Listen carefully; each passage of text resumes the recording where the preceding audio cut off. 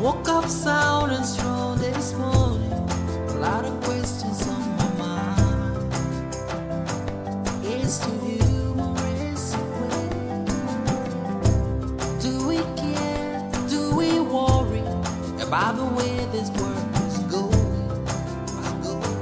About the million things I stay? Do we dream of another world somewhere nowhere?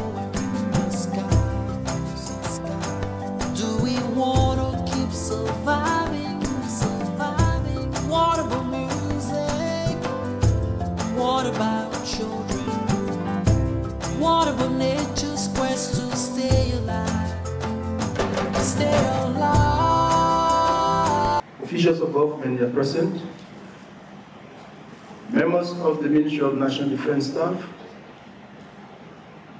senior officers and men and women of the Armed Forces of Liberia,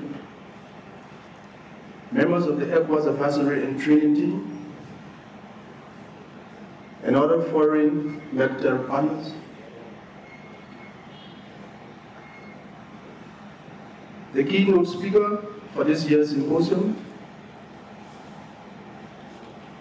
Councillor Dibali Wanda, the moderator, Honorable Leisurewood J. Rennie, our discussants and panelists, members of the Fourth Estate, invited guests, distinguished ladies and gentlemen. On behalf of the President of the Republic of Liberia and Commander-in-Chief of the Armed Forces of Liberia, His Excellency Ambassador Dr. George Manawia, the Honorable Minister of National Defense, Major General Daniel D. Ziankan Jr., retired, you are welcome to the 62nd Armed Forces Day Symposium, held under the theme Sustaining Peace and Security in Liberia through Capacity Building and Provision of Welfare for the Armed Forces of Liberia. Distinguished ladies and gentlemen, may I now respectfully invite to the podium Major General Prince Johnson III, Chief of Staff, Armed Forces of Liberia, for a welcome remark. The symposium is one of the Armed Forces of Liberia activities during our celebration of Armed Forces Day. This started a couple of years back through our former, the late Major General Abdul Salam. And based on this, it came to play as a result where the Armed Forces of Liberia will be able to interact with the public. And as you can see from our program sheet, we are hoping that we'll have a full house of discussing panelists that will be able to address the topic we're about to discuss. It is our own duty in order to have a full representation of all sectors. Though we stay await the youth representative, the youth advocate to come, amongst our discussion, like I would say, we have people from the lawmaking house. We also have advocate, civil society. We got people from the executive, and we also have the prelate. So I know today's topic going to be able to drive the Armed Forces of Liberia concerning our own strategic objective or policy, how we move forward. I'll make one example from past programs that it was based from this same symposium. Today, the Armed Forces of Liberia has started to have an agriculture platoon to begin the process of how we can get engaged in feeding ourselves. Today, during this dialogue, indeed, this is an open house. Please, we are looking up for your recommendation. We are looking up for your comments. We are looking up for your suggestion that will be able to drive this military. We are all aware where this military came from, and today, how it's going. We beg your indulgence, please. We know our keynote speaker is not here yet. We're still awaiting him, but we know he will come. To close, I say, welcome to our 62nd Armed Forces Day Celebration Symposium. Thank you. But yes, we do have a topic this morning. The theme is sustaining peace and security in Liberia through capacity building and provision of welfare for the armed forces of Liberia. It's quite an interesting one because we all know that over the years, Liberia has been grappling with how do we deal with the welfare of the men and women of the armed forces, especially after they sort of, sacrificed and served our country. So today, we want to hear solutions from members of the public, and let me thank those who selected the panelists, because I think it cuts across mosaic. So today we'll be hearing from them their views, expert views on how they believe that this matter can be addressed at the level of the national government to ensure that when people serve their country after so many years and they shall have retired, they can go home knowing full well that they have a welfare to look onto during difficult times. So let me say welcome to all of you again. I would like to do it this way. I'd like to, before we begin our discussion this morning. Good morning. My name is J. Louis G. McKay. I am an ordained minister of the Church of Jesus Christ. Development, governance, accountability, and I currently run the President Leader Project, holding the government accountable on promises that were made during the election. And I'm also working with First Lawmaker, holding them accountable also for promises that were made during the election. So we are promoting more democratic accountability. And I thought it was very, very important for me to be invited to sit and talk about the welfare of the men and women of the armed forces of Liberia. Because in 2018 November, we released a report on citizen the session of the most trusted security institutions in Liberia. And the armed forces of Liberia came very, very high in terms of citizen trust. So I thought it was very good to come here and have this discussion. Thank you very much. I'm Honorable Lieutenant Colonel Jimmy W. Smith. I have a background in law enforcement, paramilitary. I rose to the rank of Lieutenant Colonel in the LMP. For my studies, I have a Bachelor in Administration of Justice. I also have multiple accreditations in security, national security, crisis management, command control structures, and implementations. I am profound in public safety. In terms of specializations, I think I have 12 different specializations. Currently, I serve on the House of Representatives, the House's Committee on National Defense. I happen to be the chairman. As you know, the responsibility has to do with congressional legislative security, that has to do with civil administration and control of the professional military body. So I hold this responsibility in the House of Representatives, and I ensure that over the years, working with the men and women of the armed forces of Liberia and the national security apparatus, we will structure the necessary national safety for our nation. So thank you so much. I'm glad to be here and to be part of this discussion. Thank you.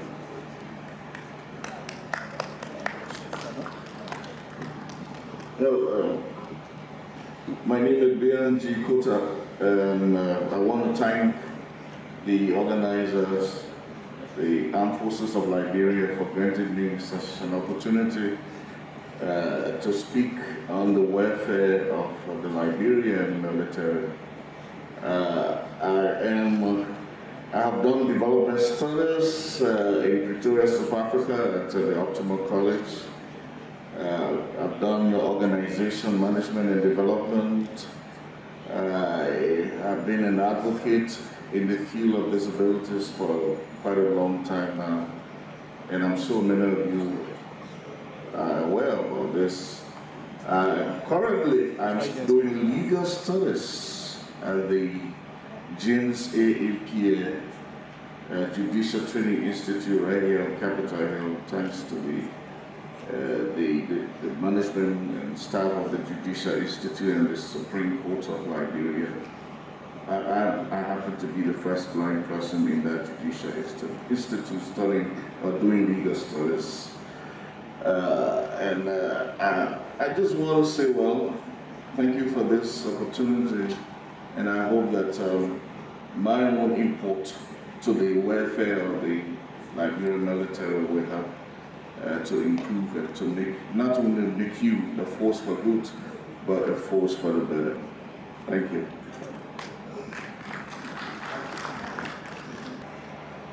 I bring you greetings on behalf of Councillor T. Imari Warner, Dean of the Louis Allen School of Law, who would love to be part of these discussions, but has been caught up in some urgent matters. And maybe as a little introduction, I'm Councillor Jamal C. Delta Jr., Associate Dean of the Louis Allen School of Law, and I have the almost privilege and honor to represent Councillor Warner and present these addresses.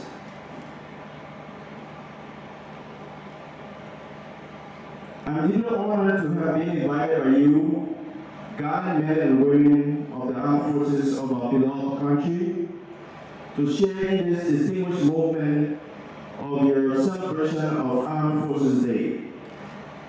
The theme you have chosen to celebrate this anniversary, sustaining peace and security through capacity building and the provision of welfare for the armed forces of Liberia, is a statement to your fine training and your new thinking. I want to commend you for a wise selection, for it is often said, and it is indeed practicable, that to be peaceful, you have to speak peace.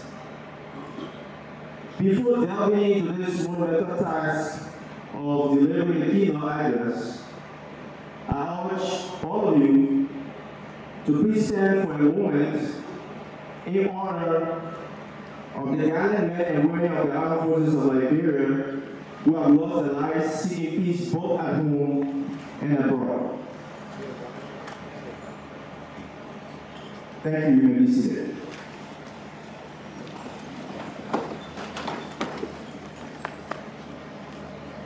The new National Defense Act gives the armed forces of Liberia the authority to defend the national sovereignty and territorial integrity of Liberia, including land, air, and maritime territory, against external aggressions, insurgency, terrorism, and encroachment, respond to natural disasters, and engage in other civic wars as may be required or directed.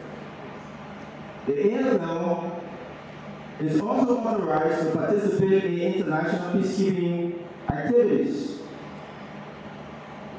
as directed out by the United Nations, the African Union, ECOWAS, or the Monetary Union, and all international institutions of which Liberia may be a member.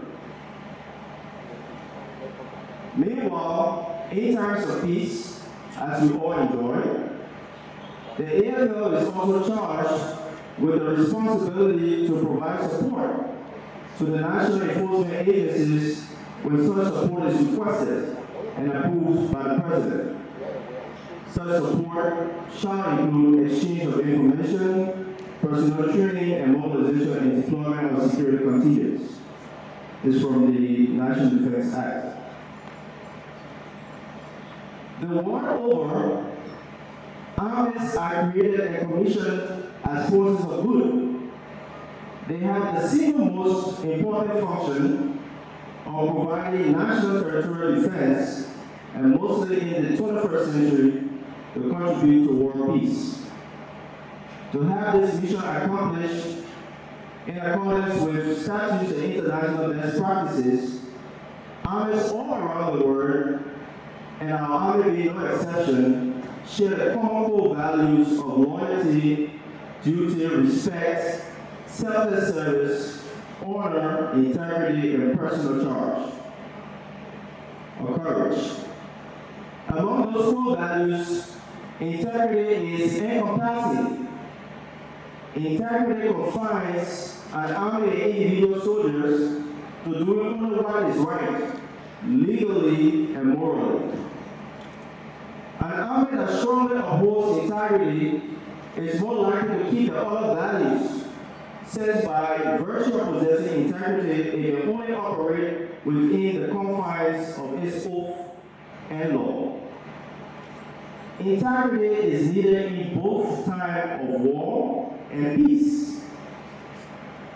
In times of war, an army integrity will be sought as a point of refuge for war-ravaged citizens, and in times of peace, these same citizens will see the army as a beacon of hope and the pace setters for rebuilding the nation state.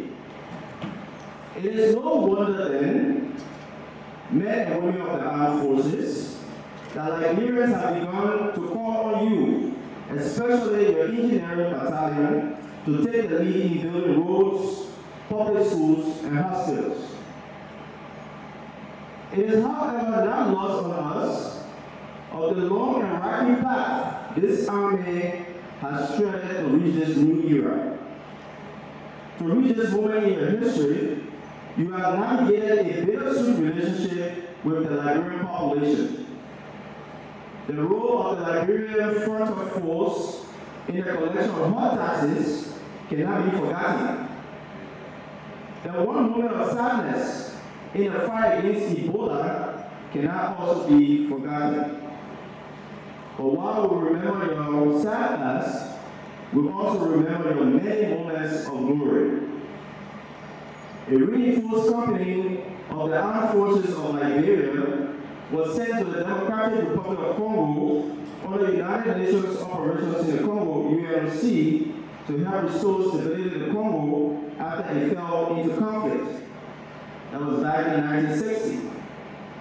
Since then, our army has continued to provide peacekeeping efforts in other African countries, including Mali, with anticipation of sending some troops to South Sudan.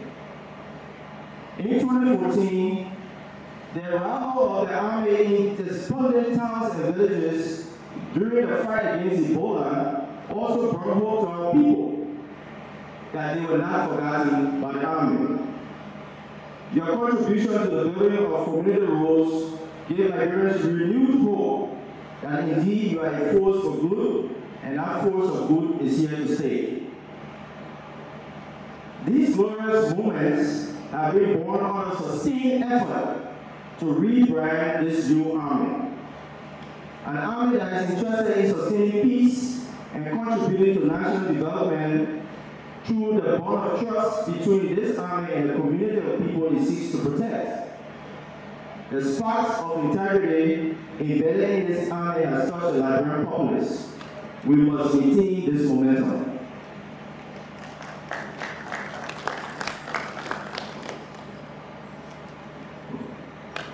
Maintaining this momentum means also looking out for the good of the men and women of the armed forces of Liberia. Throughout the history of mankind, we continue to sadly witness situations of armies staging mutinies or protests in demand of better living conditions. Recently, on November 3, 2017, the Irish Times reported that partners and supporters of the defense forces under the banner Wives and Partners of Defense Forces, staged a protest on behalf of soldiers who are not permitted to strike or protest themselves or detest budget leave and low salaries or welfare programs for them. For the same reasons, Chinese military veterans staged a 5-day protest in demand of their back pay. In 2014, our closest neighbor, the Ivory Coast, Ivorian soldiers staged series of protests in demand of their back pay. The protests posed a serious threat to the peace and security of a country that was still at the time recovering from conflict. Right here in Liberia, the wives and partners of these armed forces of Liberia have been engaged in dialogue for the good of the soldiers for many years and have also staged their own protests in this regard. The foregoing are snapshots of just how the welfare of the army is consequential to sustain peace and security. In demand of better welfare and living conditions, soldiers are moved to take actions which undermine the peace, tranquility, and security of the society. It breeds distrust between the army and the people it seeks to protect and erodes the integrity, a value that underpins the prestige of the army. It is worth noting that at least by economic theory, human desire for wealth is insatiable. Hence, the argument of sustained peace through the welfare of the army may not be absolute. However, by the same parity of reasoning, it is understandable that for a group of people whose profession require encampment and total loyalty to the state without alternative medium of income generation, better welfare is an indisputable necessity. We cannot afford to have our soldiers leaving the barracks in pursuit of alternative means of supplementing the income to meet the needs of their families. There were times in the history of our country when the prestige of the army was at its lowest ebb, due largely to the lack of better living conditions. This killed the morale and integrity of the army and breached the trust of the people it sought to protect.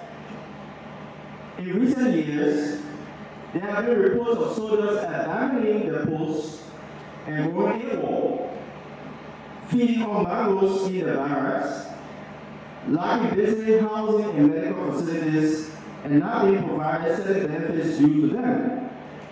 There have also been media commentaries and advocacies for improved living conditions for soldiers. Whether these reports are true or not, they are undesirous, and our nation must move away from nurturing situations that will undermine the role of the army in sustaining peace and security. We cannot afford to relive our national nightmares by going back to the days when soldiers would move into communities and villages seeking to survive by preying on the lives and properties of the very people they were supposed to protect. We cannot afford to create constraints that will push our soldiers into deserting posts at our already porous borders in search of better living. Efforts by the current government to construct a medical facility is quite laudable. When completed, it will go a long way in boosting the morale of the army and giving it an appealing image. However, a lot more needs to be done about the welfare of our soldiers so that they are focused on the mission and wouldn't have to be distracted or take actions that contravene the sustenance of peace. And let me just digress a little. People see the army as a force that protects them. Whenever a soldier appears, a person in distress seem to have immediate relief. Imagine if our soldiers are underpaid, do not have access to the basic social services. They do not live in suitable accommodations. The men and women of the armed forces have families. They have children that go to school. They have wives. They have people who are depending on them. If they cannot provide support for these people, it is going to cause chaos. What we need to do as a country, as we continue to build the image of the military, is to ensure that we provide basic social services by increasing the remuneration, by providing access to educational opportunities, and by also providing health and suitable accommodations. This will go a long way in sustaining the peace and security we currently enjoy. Increased wages, better housing facilities, educational opportunities, and other welfare opportunities will serve as motivational tools to uphold the integrity of the Army and sustain the trust of the citizens. Now, a few years back, I really admire the Army. You know, with every profession, people admire different things. I especially like the way soldiers are disciplined, how they dress, how they talk, how they act, and everything. So at one point in time, I thought that I wanted to join the military. And the military was recruiting whilst I was in law school. And I remember asking the officers that came to do the recruitment whether when I graduated from law school, I could just join the Army and have a big rank without going through the trainings. And he said to me, well, if you want to be a soldier, you have to go through all the processes.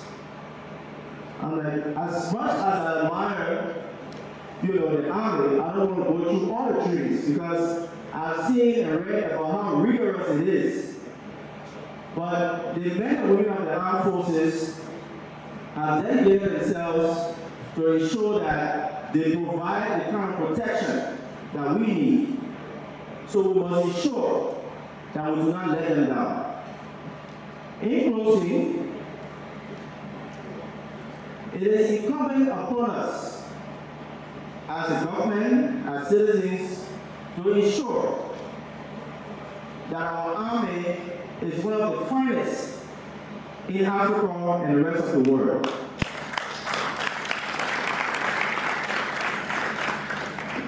At this moment, we may not have the numerical strength, but because of the trainings and discipline, our Army can rank far better than those who have already been there and have the numerical strength and logistics.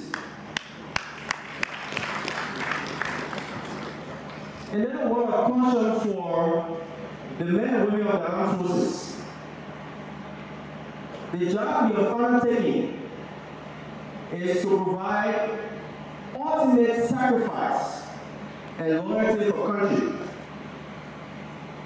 I urge you, as much as you need the basic social services or remuneration to sustain yourselves and your families, but know that your first and foremost loyalty is to the state, and ensure that you maintain this at all costs.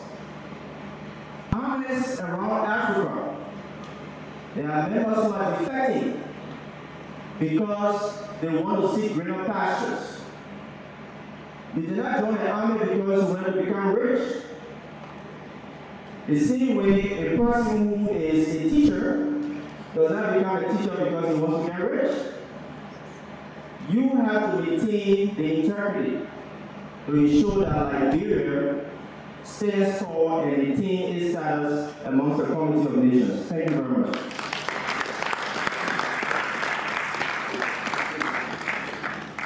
Let's give our keynote speaker another round of applause. Thank you.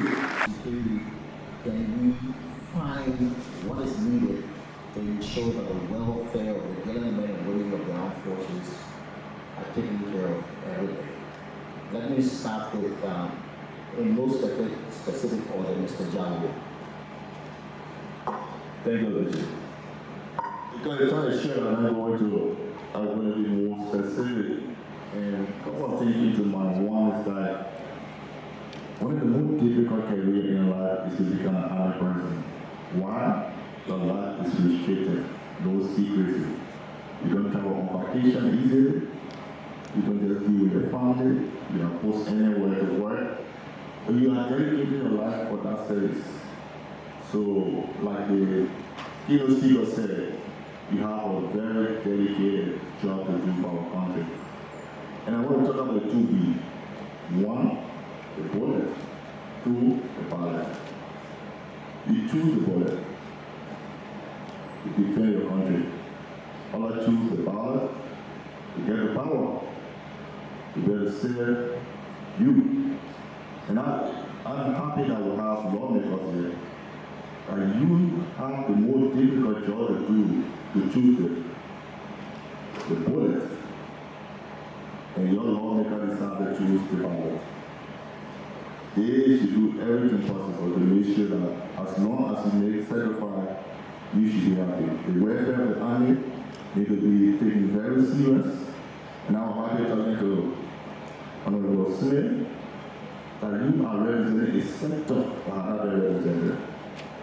You have to speak for the men and women of the armed forces of Nigeria in the next lecture. You need to talk about the different security forces because they have nothing. I don't know how many other persons in this hall are members of the armed forces of Nigeria that will retire when you have their own home. I don't know how many of you can save the salary to buy a land to build a bigger house. I don't know how many of you are able to send your kid to private schools. You know, if you're making that sacrifice, we should be able to make our own contribution so that you can be able to fulfill your mission. Because your life is completely restricted. You can't do what we do. I find it difficult to see most of my friends who in the army they even go on Facebook. You can't go on Facebook, you scare to talk. You can't get any debates, you can't go on the radio to say anything. You decided to sacrifice everything. The primacy for us and our people and our government, we need to pay back. So I think that the welfare issue should be taken very, very serious. And I know that some of the lawmakers here will speak and will speak to increasing the salary. Yeah, we agree the military hospital is good. We need to make sure we do train more men. We need to make sure that we pour money for research, that our army can get more into research work. You can do research, you can be innovative, you can develop programs, you can write a book, you can play on the national team, go down the minister you can spoke it. You can have air play on the national team. You can have air making music and we buy the music. You have to open up to be more innovative so people can trust us. But I want to close with our research that we did. And I'm already impressed when I saw the report. We targeted 15 counties. We spoke to 3,185 registered voters in 45 electoral districts. 93% of the people trusted the EFL. 93% trusted the EFL. So you already have the citizen trust. You need to keep on what you're doing. We're proud of you. We're happy for what you do for our country. You build a very new image for our country. You operate with men that are more honest, so you're out of the country. That's good. You also need to be very innovative to make sure that you do more to help the country move forward. While also our government is doing everything possible to make sure that you have a better living condition. That you can send your kids to the good schools, so you have access to better health care. Those basic social services are really needed. Some who have the time to go to the US, even when you come to the airport, they mentally start to first to be going in. Sometimes we drive on the road and see a military personnel stopping car and we'll pass. And even 30 seconds, we'll pass. We need to make sure that we respect the men and women in the army. we need to show that we boost the morale of the men and women of the army. We need to make sure that the budgetary allocation for the army is increased. Thank you.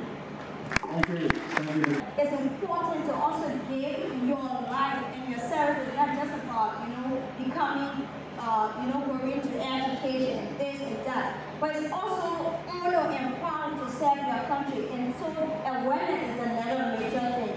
To have more young people at the table, we need to create more awareness and try to break some of these discriminatory, norms and conversations that tend to say that, when a female joins the army, you this and that. And then when I also enter the hall, I try to check the number of females to see how many women I'll see, yeah? And then I just saw like few. And I feel it's very important right now with what we have in this country. I think again we need to go to creating awareness, encouraging more young people like in the high schools, go there and say to the young women that, it's a proud and honor to serve your country as a woman. It's not like you're going to the army to make your body hot. But then we can have, pretty cool, smart, women that can be in the army and then they tend to contribute to the army a lot. What are my recommendations? I do recommend that we create more awareness and make the army accessible so that more young people and more women can participate and join the army of Liberia. And also to provide more educational opportunities for the AFL members so that you not just restrict your life, now that you don't vote, and do all the social things and take different vacations, but you tend to be educated, have more opportunities. And then people like me can say, okay, since I want to be a lawyer, I will join the army. I was just asking Mr. Dowler, that tells me that we don't have much information about the army, so a lot needs to go. And I'm asking him, can I be a lawyer for the army? Like, I want to be a lawyer. Is it possible I can still join the army and be a lawyer and be in the army? And he was like, yes, it's possible. And I know a lot of children that are in school, in the primary school, in the secondary school, in universities, they need to get some of these information and say, you can be a doctor in the army, you can be a lawyer in the army, you can be whatever you want to be, and you can still join the armed forces of Liberia. So thank you very much, and it's an honor. Thank you too. Thank you too. Education opportunities for better welfare. Ms. Sharif spoke about that. We'll now move on to Honorable Biancota. Inclusion. But one thing I would like to say in terms of, because I have to go so I can make my point of view. There's a saying, if your house is not right, you cannot function. We rely on the AFL, on the army for protection. Therefore, we need to prioritize our AFL. We need to take care of the army men and women. We need to take care of their family. We have governments and as citizens of Liberia, we need to ensure that the family members of our soldiers are taken care of. We need to invest in our soldiers. At the end of the day, everywhere in the world, in the West, you see how the army is being taken care of. We need to create opportunities for the children, make sure the children are in the best of schools, have the best education. Their women are taken care of on their men. Their homes, the environment in which they live in are inducive. Because at the end of the day, we sit here and we say, yes, anything happens, the army comes in, the army is in the front line. But if we're not prioritizing our army, the people of the army, how is it supposed to feel secure in such an environment? So we need to really look at the table and ensure that instead of making this a lip service, we need to really invest in our army, in the family. Because let me tell you something, if that man or woman at his home, his children are not in school, the wife is not doing good, trust me, he will be of no use to society. So let us take care of our army people, make sure that the family, because we invest. Let me tell you something, the people who work for me, not only do I pay them salaries, because I pay them pretty much, but I invest in their family, their mothers, and they always, it's hard for me to lose a worker. And I also provide vacation. So if someone's taking care of me, I want to make sure that they themselves be taken care of, because that's how I will feel secure. So we sit here and we talk. My recommendation is to prioritize the army, make sure that the family members, their children, the entire family is being taken care of, and the environment, the community in which they're living is conducive. So for them to take care of us, we need to take care of them. So that's what I have to say, and I have to leave. But I want to again thank you for this symposium and wish you the best of luck. Thank you. The military action was criticized heavily for using force in the enforcement of the quarantine. And well, I see it in a different way that the military should also be capacitated to work with the police, the Liberian National Police, build a coordination, a collaboration relationship between the police and the military. This is happening in other parts of in the sub-region, in Ghana, for example. The Ghanaian armed forces are used to fight crimes. In fact, in Ghana, I've read that the armed forces are also collaborating and working with the police, the national police, to fight armed robbery, to ensure stability where there are communal violence. And in Senegal, for example, the military, there's a relationship between the military and the civilians. The military in Senegal are used to do public works projects and provide medical care and support to the citizenry in Senegal. I think similar thing, we can build our military capacity to be able to respond to a disaster, natural disaster, as in the case of Ghana. The military goes into the forest to ensure protection of our wildlife and forest reserve to prevent poaching and lumbering of the forest. Those are the things I think we can call. But we also need to look at the support in terms of the financial support we give the military. For example, in 2015, the military budget, according to statistics, was about $13.5 million United States dollars. By 2015, it was cut down to 11 million United States dollars. If we really need to develop a force for good, we should not be cutting the budget so deeply because it affects their ability to respond to peace and security. It enables them to provide community services, to consider, for example, those construction, infrastructural development, protection of the environment. These are areas we can build our military capacity to respond. And let me also say that, I mean, the speaker before me had mentioned, I know that we got a call of military justice, and that call of military justice, we now need to start considering the training of lawyers in the military to adjudicate cases. I do know that the training you have as military men and women, you are also subject to civilian laws. 30 seconds. And because of this, you are under obligation to serve as protectorate of the nation's sovereignty. You are also under obligation as military people to ensure the security of the citizens. But we need to do a lot in terms of improving the soldier's image. I have done a paper on this. Actually, I thought you were giving me 10 minutes to do a presentation. But since you did not, so I'll give you a copy of my paper. You can go into it and see the recommendations. Talking about enhancing the capacity of the leader to engage in humanitarian and social and public ventures. Let me quickly,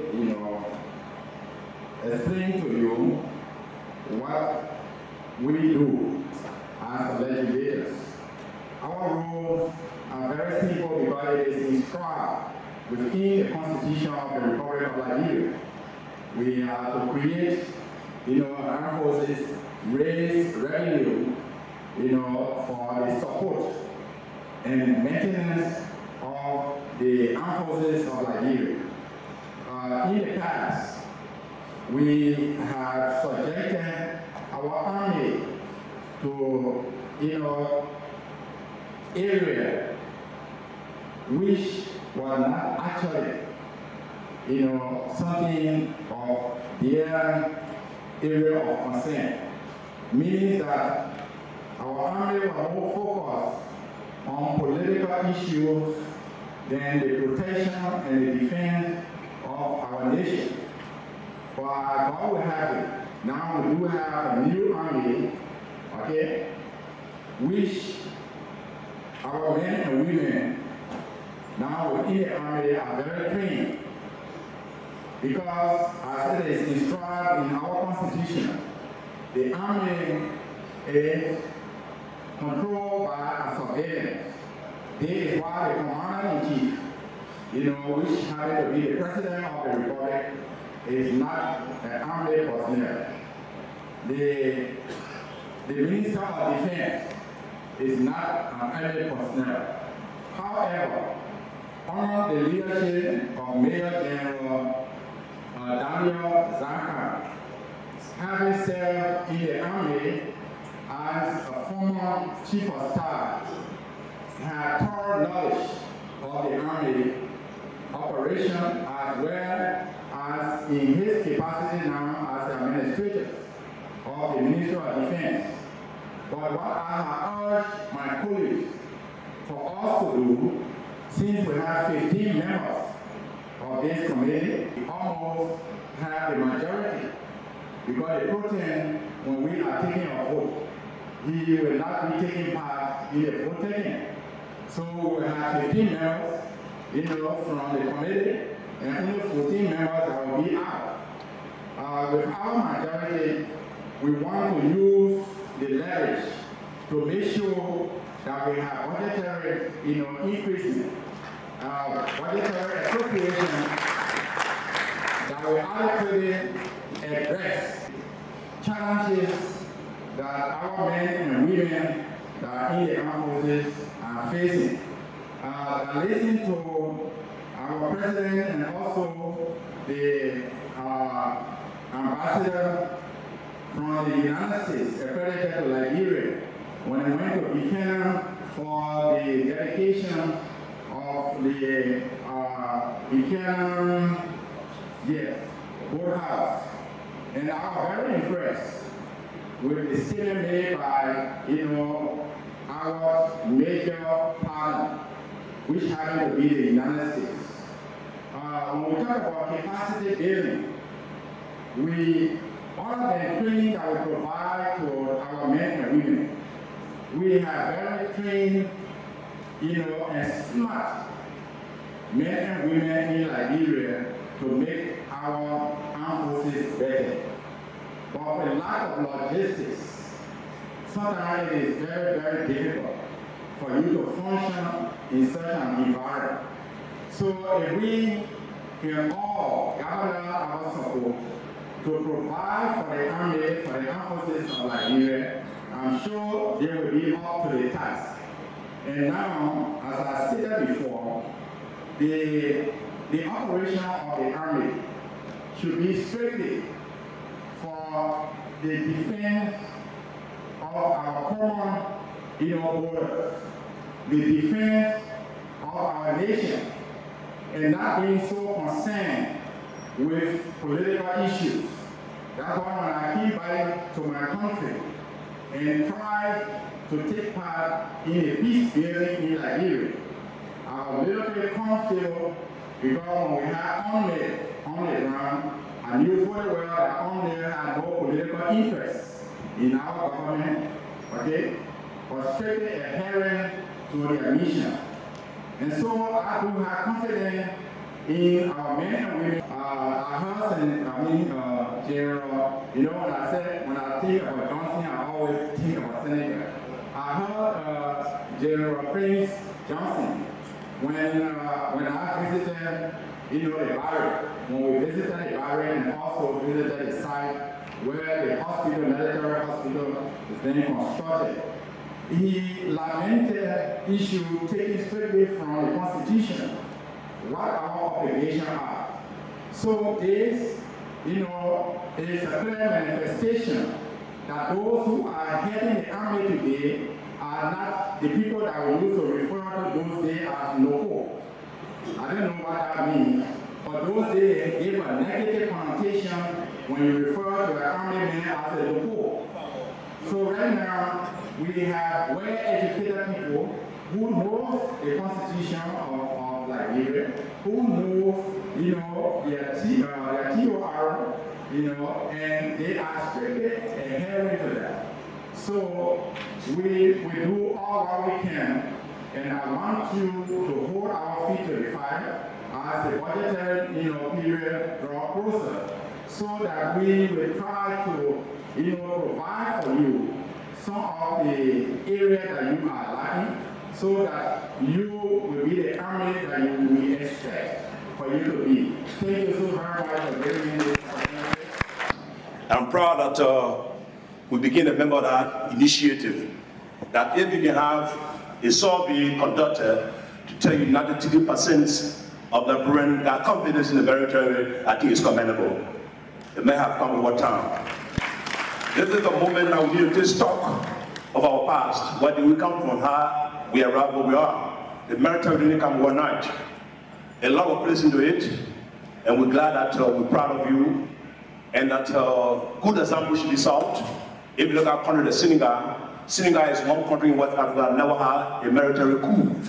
So an example of Senegal is one example. Young men and women of the military, we're proud of you. We look up to you to be a service of good. That bring look at implicit confidence. It is my hope. I have always spoken about the military. The issue of strengthening our agricultural battalion, strengthening our engineering battalion, so they can become more of a service of good, not just in theory but in practice. We work along ensuring that that is manifested. We've done the work in years. We've always spoken on issues involving the military. We do that because we have passion. When the chairman talks about Noko is a Nova Country war. Me, my in-law. In those days, several years back, when my grandfather became a military man, the issue of Noko came about. Noko is a Loma war, meaning my in-law, in appreciation of what you have done. So the military and Nova Country cannot be detached. The history of this country was written, you can't forget about Nova Country and the military. So when I served as chair of the Committee on Defense, Intelligence and Veteran Affairs for 2005, you heard they said the budget was 13.5 million. Today is about 11. We hope to work along to ensure that we elevate that so we can have a military for good. Thank you very much. We as a government must be sincere and ready to support the military. To do that is to do it in a holistic way. We cannot have a force for good that will serve our country when we're still struggling to draw water from the bucket, when we're still struggling that some of our military facilities does not even represent what it means in the 21st century. Good is not relative in a context. Good means providing the services that commensurate with the kind of activities that we expect from those who are making the sacrifices.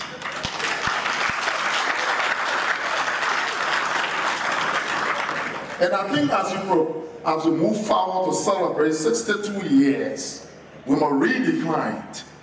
If not by now, what is it we want our military to be?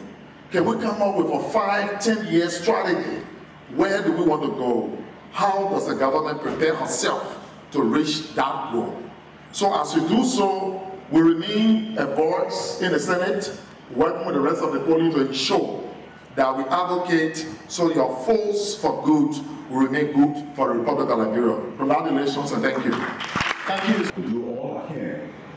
Having been the Chairman of National Defense in the House of Representatives, the committee job is very distinct, and that is to seek the logistical ability for the Army and seek the welfare of the men and women of the Army and their families. That is it.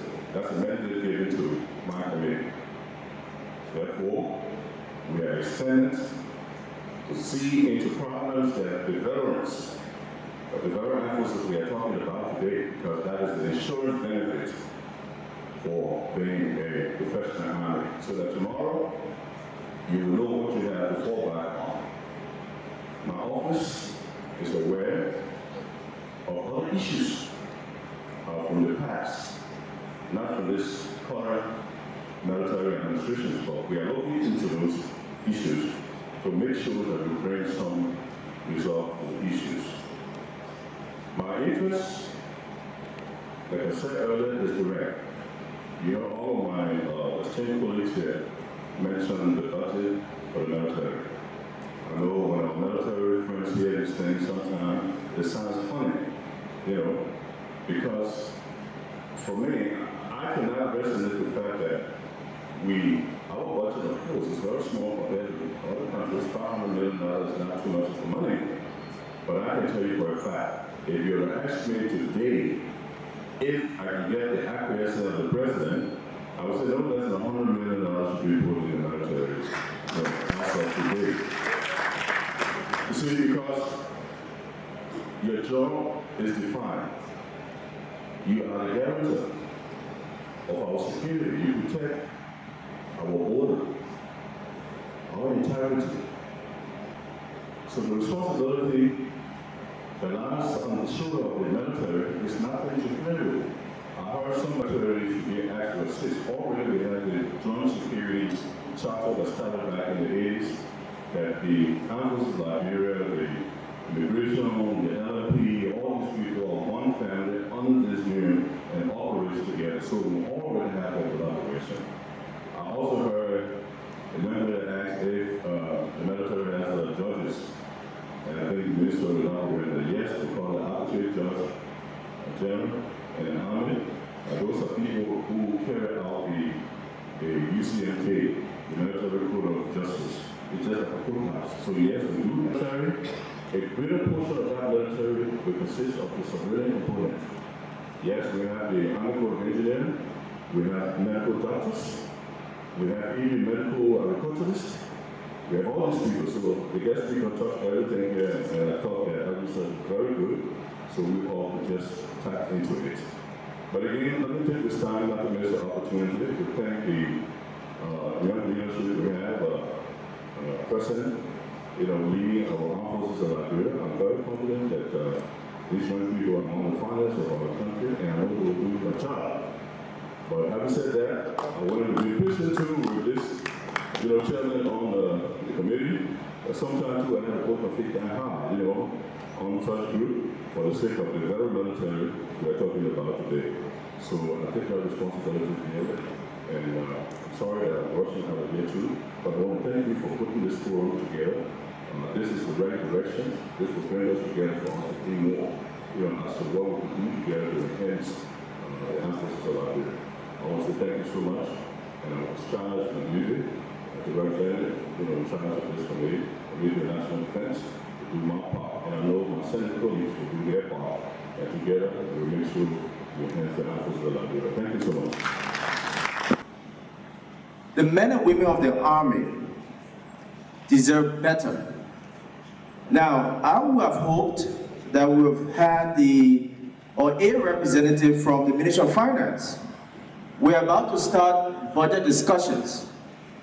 And looking through the budget for the Army over the years, it just stuck between $12, $13 million. And if you wonder how much it costs to buy, equipment for the military. If the military buys a gunship, for example, for the Navy, that's almost the entire budget. And the men and women of the Army are like every one of us. They have families, they have, responsibilities. But because they have decided to dedicate their time and loyalty to the government, so they take on this service. Now imagine, and the Reverend spoke about it, for some of our men and women who go on peacekeeping mission. First, we must be realistic. How much does an officer of the army gets paid as compared to what the colleagues get in a sub-region? Let's forget about the United States. Let's talk about the army of Ghana, Sierra Leone, Nigeria, Cote d'Ivoire. Because I just talked about, the mutiny. Now, if these people are not getting paid, they have to send the children to school. They have to feed their families. What are other things that are attracting people to the army? Is it just the beautiful uniform? There must be something more. We talked about welfare, but do these men and women have insurance? When something happens to a member of the military, most times you say they present a flag to the family as a token of your service. What does that mean? Does it mean that the family is going to be taken care of after the death of an army personnel? All of these things need to be put into place, because so we must ensure that our army, and we like the situation where when something happens, we call in the army. But trust me, if the guy is not fully supported, he doesn't have his basic needs, he's not, willing to take on the task. Because to bear arms, you must first be mentally, competent, physically fit to be able to bear arms. So as we have these discussions, let's make it devoid of politics and ensure that what the army deserves, they get it. From my side, I would just be a little bit insightful regarding the issues being discussed. Talking about sustaining the peace and security, there is this inference that at least we have peace, some level of peace, some level of security. So when we go back to the situation after the Accra Peace Agreement, where the UN took over the restructuring of security agencies, and the United States government actually had a responsibility of restructuring the military. So the military and the Ministry of Defense went under this SSR program. And so when I listened to the speaker talk about one of the best on the continent, and then civil society giving our feedback that 93% of our people trust the air down. I think we can't get it better than this on this 62nd birthday of the Armed Forces of Liberia. And we can also look at the contribution from all our partners. The immense contribution from the United States government, from the government of China. We talk about our capacity to contribute to nation building, our engineering command. For the fiscal year 2017-2018, the Armed Forces of Liberia reconditioned more than 300 kilometers of road in this country. So, but again, we talk about the capacity. They can even do better. They can do better. We talk about gender mainstreaming. The UN Women in Liberia, the UN agencies in Liberia for gender mainstreaming. The Ministry of Defense and the Armed Forces of Liberia have been an active partner in that area. So working with civil society and our international partners, we're making significant strides. But we still need to do more, okay? So getting the support. And the biggest thing for me on this stage today, on this 62nd anniversary of the Armed Forces Day, is to listen especially to our senators and representatives, at least making that commitment again, that they would provide the necessary support to build capacity and provide welfare for our men and women in arms. I think that's significant, even more significant today on this occasion, especially so at the point in time when we are now articulating the next budget.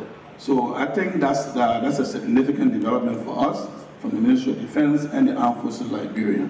So I think we are on course, and we always solicit the partnership that we get from civil society. Let me thank the speaker and the panelists. There is no question about support to the Army. I listened to the religious advisor. He stressed a very good point about tribal loyalty.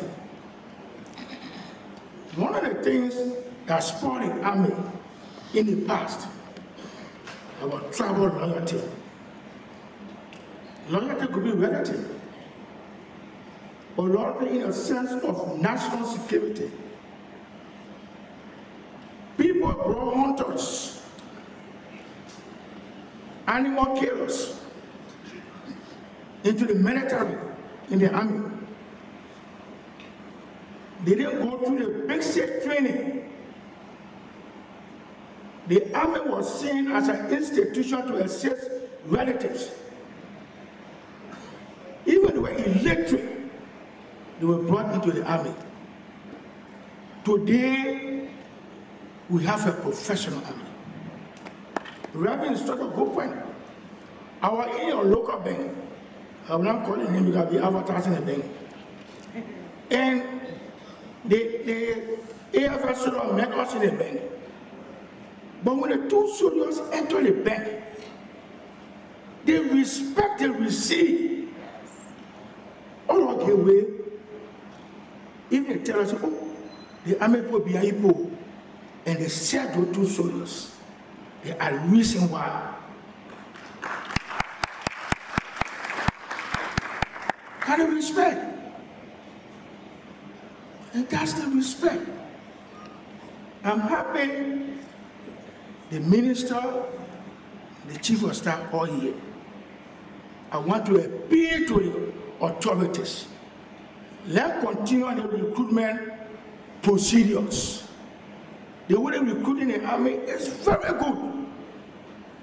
We shouldn't go back to animal hunters.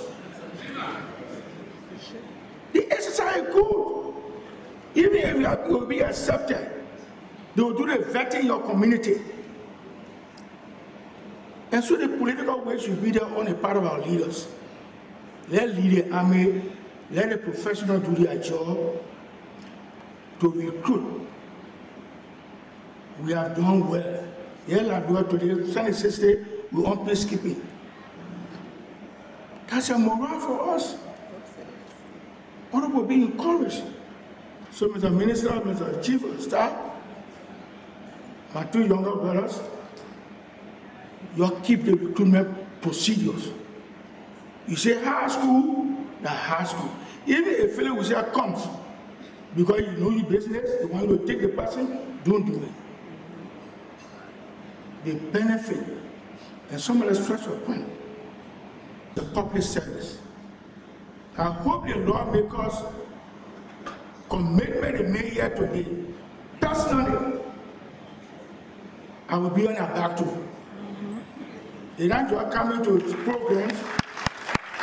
Because that's the mean the budget hearing. You say, but the AFL budget is 12. Why you drop it to 9? What are the reasons? What are the reasons? So you gotta be going, or why are you coming down with the AFL? So, you know, some of the reasons why I'm doing the Army and the exercise. You see the boat running around for soon, when I soon I can't make it. But it's a professional body. And in closing, I was sitting somewhere with an Army general. Then the soldier came, you show your hand to the man. The man said, no, that those the animal hunter and an animal man. The man said, no, you can't show your hand. I will, as a general, as your boss, I will receive you. For that time, I said, yeah, the Army is a disciplined institution, but they must be supported. Thank you very much. Thank you. My issue is related to what Madam raised. I'm thanking you for that point. The welfare of the men and women in uniform going forward, what do they look for? First and foremost, I want to retire and then know very well that I have something to rely on. I have a pension and I have a gratuity that should be paid. Fortunately, under the guidance of the minister and the chief of staff and their staff, I'm very sure that a pension and gratuity policy has been developed for the armed forces of Nigeria. But how far has it gone? It's unfortunate our senators are not here. It's not there with them to see how best they can either reshape it in line with what Madam said, or being a security service to leave it standing on its own, such that the soldier sitting behind us will know very well that there is something for me, and by that I have a secure job. Even I live today after 7, 15, 20 years, I know that I'm taken care of. At the end of the month, I know I can go for something. That is what the soldier is looking for. But if we don't pass those sort of bills, and we keep coming here and talking about the welfare of the soldier, unfortunately we will continue to lose the movement. Because we are looking into the future. After retirement, what is next?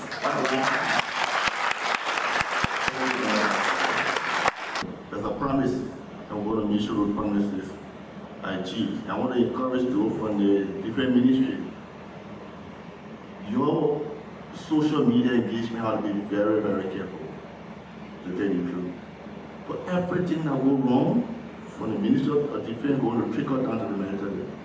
Some of the posts, some of the social media engagement is very, very embarrassing. So I just want to send the Minister of Defense here, you need to really train your team. I go that you came from the military, so you did something. I mean, other people have to follow suit so that we continue this particular sector of government to be the more trusted and more better off institution that we can depend on. I want to encourage you to keep doing what you're doing. I want to work with you. Some of the bills you're putting up there, we can help the government get it passed. And this engagement is going to be 1 time a year may not be enough. Maybe 2 times a year, the type of engagement is really good. So we can keep pushing. Thank you so much. Another situation, if we can remember what happened in West Point with the AFL. I remember as an advocate, but then I was at the level of the Children's Parliament. It was something unfortunate, and it was something that we don't wish that, you know, it happened again.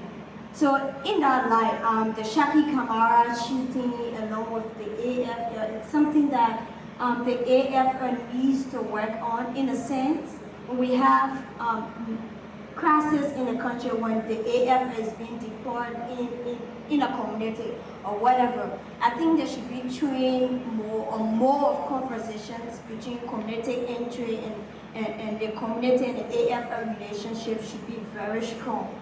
You don't want to get involved in violating the rights of other people or one way or the other. Usually people can say the AFL people, so many get tempered.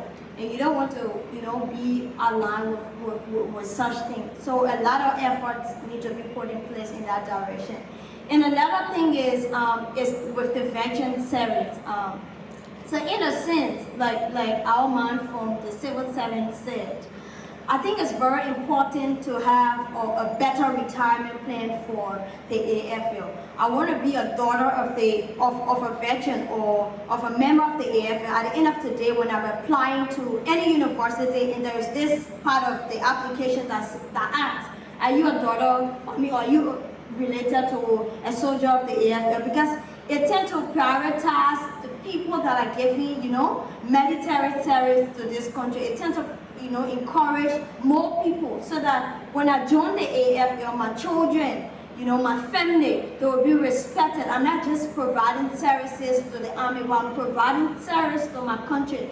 And it's in a sense where my children will be protected, will have free education. They go to better, medical centers, and my wealth, and everyone will be protected. So let's have that component. I think there's an urgent need for the AFL to have what she mentioned from the civil servant. If there will be another segment, maybe the security-wise, like he said, maybe you want to have something extra from what the NASCOP is doing or the civil servant service is doing for retirement plans. But it's very important to have that for our veterans. And again, human rights violations in the AFL, be mindful the way you interact, because we as advocates, if something goes wrong in the AFL, we'll be there to talk about it, especially when it comes to maybe violating the right of a child or something else.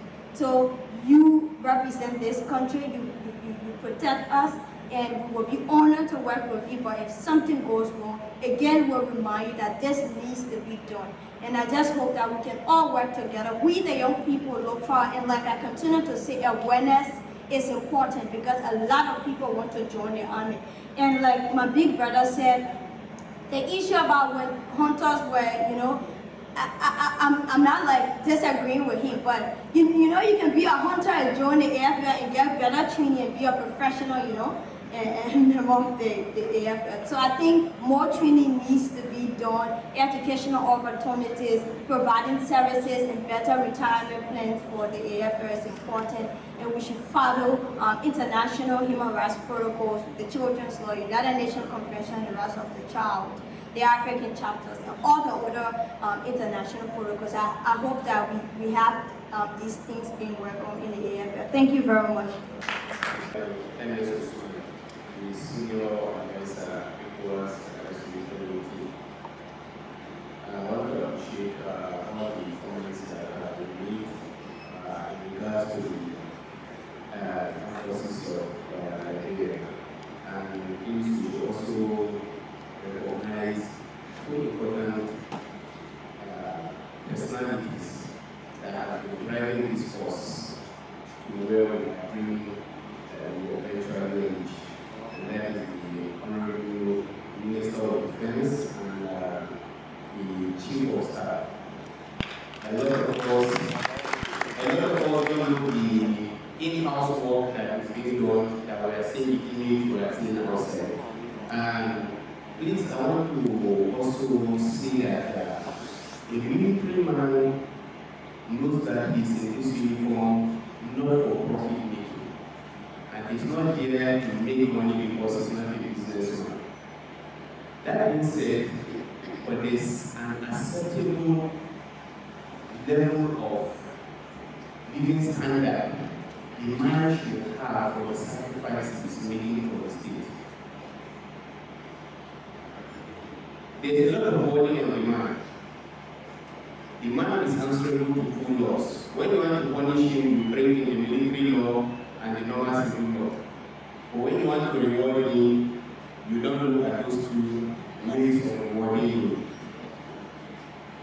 The comfort the man is looking for is basically for his family. Some of them are outside the country now. The man has left a pregnant wife.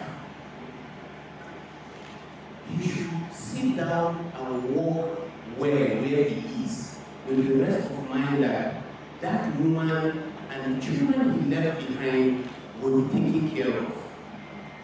Education-wise, medical, not just having the best, but at a subsidized rate. The salary the man is having will not be enough for him if he is going to spend those salary to do those things for his family. He's not looking for much. Remove those money from his salary and you see the man is living an acceptable life. Education, medical, and the rest. So please, as one of my speakers said, it's unfortunate that our lawmakers have to leave, but we like sitting with them because we like sitting on their neck because they are the ones, it all goes with policy making. So we once again appreciate the important personality on the driving seat of the armed forces of Liberia. and we should make approved policies that will help them achieve. Panel for providing the insightful comments and recommendations that I think will lead to a policy prescription for a better and enhanced armed forces of Liberia. So our guests and well-wishers, let me say to you, we appreciate your coming. It's now time for me to invite to the podium retired Major General. This was by design for us to invite all of you from the different sectors of the society.